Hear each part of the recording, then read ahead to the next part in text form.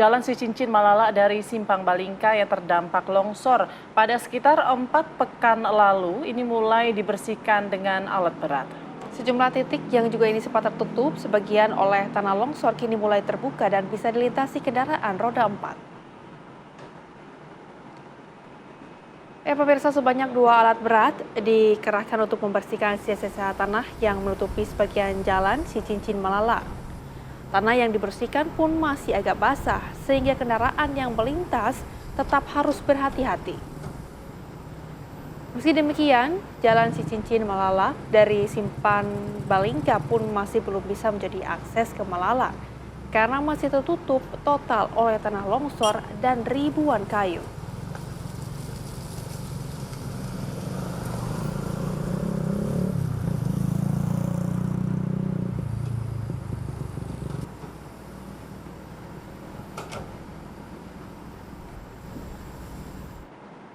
Lalu pemirsa, bagaimana proses pemulihan pasca bencana di Sumatera Barat? Kita akan tanyakan kepada reporter TV One yang sudah siap mengabarkan untuk Anda, Rindi Salsabila di Kabupaten Agam, Sumatera Barat. Rindi, bagaimana perkembangan pemulihan pasca bencana di sana? Ya, selamat siang Putri, Rehana dan juga pemirsa. Sebelumnya saya ingin menceritakan sedikit bahwa di Balingka, Ampekkoto, Kabupaten Agam, Sumatera Barat ini sedang terjadi hujan dengan intensitas ringan hingga sedang. Dan terkait bagaimana proses pembukaan jalan di Jalan Cicincin Malalak, ini seperti yang tampak layar kaca Anda pemirsa. Di belakang saya ini sedang berlangsung proses pembukaan jalan yang sebagian tertutup oleh tanah oleh salah satu perusahaan BUMN. Dan sebelum ini dibuka, kami mendapatkan cerita dari warga bahwa untuk jalan yang dibuka ini sebelumnya ditutupi oleh tanah longsor setinggi kurang lebih 5 meter. Dan untuk mengetahui lebih lanjut pemirsa tentang bagaimana saat kejadian, kami sudah bersama dengan salah satu warga Balingka, Ampekkoto, Kabupaten Agam, Sumatera Barat, Ibu Irma. Selamat siang Ibu. Bagaimana kabarnya Ibu pada siang ini? Alhamdulillah sehat. Ibu, tadi Ibu sempat bercerita pada kami bahwa di belakang kita sekarang ini tingginya tanah sempat 5 meter. Itu saat kejadian bagaimana Bu sebenarnya? Awal-awal kejadiannya, yang pertama di depan rumah ini, rumah kakak saya, awal-awalnya terjadi pada hari Kamis itu pagi, terjadi 6:30. Dalam yang ini runtuhnya 1 kali. Itu bertahap lagi, dalam jangka waktu setengah jam, ke bawahnya lagi. Situ lebih parah Pak, Bu, kejadiannya 3 kali runtuhan. Saya ngeri takut melihatnya. Runtuhan pertama besar, runtuhan kedua besar, lalu runtuhan yang ketiganya lagi itu lebih besar lagi seperti tembok mengampas terjatuh. Temboknya kayak tembok lah, tanah itu melempar ke sehingga runtuhlah jalan lama itu ke batang air, ke sungai. Kayak seperti itulah. Setengahnya jalannya lagi runtuh ke bawah lagi. Setengah jam lagi runtuh ke bawah sampai 7 titik. Saya ngeri melihatnya. Lebih-lebih yang di depan kedai Adara Strawberry situ 3 kali runtuhan pula Pak. Bu, runtuh pertama besar, runtuh kedua besar, runtuh ketiga besar. Sehingga saya terkepung pada hari Kamis itu Pak. Bu, ke belakang ada sungai, di depan runtuhan tanah yang tinggi.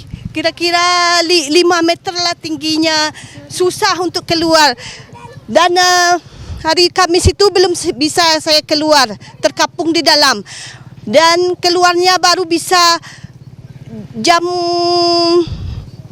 sore, hari Jumat sorenya, dibantu oleh warga dan Pak Tentara mengeluarkan kami yang terkepung melalui kayu-kayu yang ditebang itu. Kalau tanah nak diinjak itu ke dalam kaki kita. Tadi Ibu menceritakan Ibu ini terkepung selama 2 hari di rumah begitu ya. Lalu Ibu ini kan sudah masuki 1 bulan begitu ya pasca bencana. Harapan Ibu untuk pemerintah atau pihak lain bagaimana Ibu? Harapan kami dan kepada pemerintah dan terutama kepada Bapak Presiden dan Bapak Karni Ilyas, bantulah kami. Kami masih kekurangan pangan. Kami arah jalan sini, pintu gerbang sini sampai ke Bancah tuh. Jadi bantulah kami. Kami masih kekurangan pangan sesuai dengan kakak. Kadang-kadang kami kerja Pak ke kebun. Jadi nggak ada posisi di rumah ketika orang mengasih bantuan. Jadi nggak dikasih kayak gitu. Jadi per kakak lah Pak. Jadi bantuan itu adil dan kami bisa menikmatinya. Kami butuh bantuan Bapak. Tolonglah kami Pak. Bu Irma, terima kasih banyak atas waktu dan kesempatannya. Semoga Ibu selalu sehat dan selamat beraktivitas kembali, Ibu. Ya. Silakan Ibu, ke sebelah situ, Bu. Izin, Bu. Ya, oke.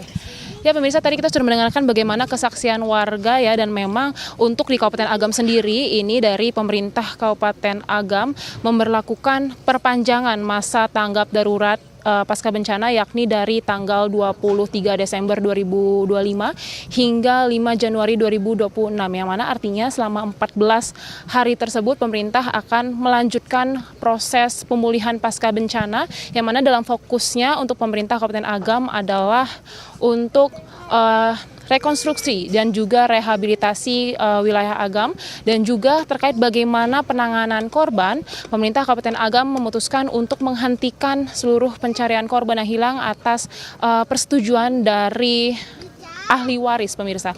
Dan dari pemerintah Agam sendiri pun juga ingin fokus dalam pembersihan material yang muncul akibat banjir dan longsor pada bencana kurang lebih 4 pekan yang lalu. Adapun untuk terkait infrastruktur ya, Rehana, Putri, dan juga pemirsa, memang di Kabupaten Agam ini sudah mulai diberlakukan pembangunan infrastruktur agar kegiatan masyarakat bisa kembali pulih. Sementara demikian laporannya kami, kembali ke studio.